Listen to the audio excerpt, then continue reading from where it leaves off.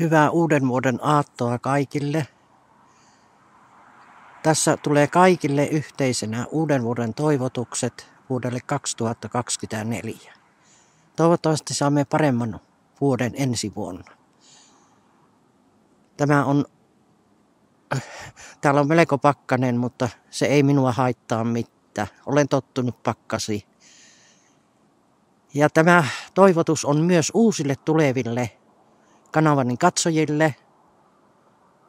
Ensi viikolla tulee liveä, en osaa sanoa minä päivänä ja mihin aikaan.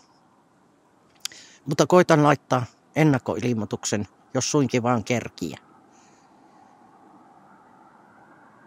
Tämä vuosi, mikä nyt on pian takanapäin, niin on ollut todella erikoinen, ainakin minulle.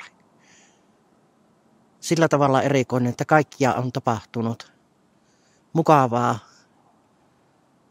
Ja se, että olen saanut tämän oman kanavani pystyyn ja siellä on myös seuraajia.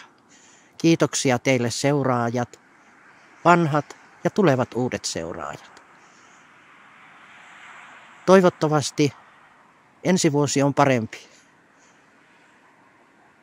Näihin lumisiin tunnelmiin. Heippa!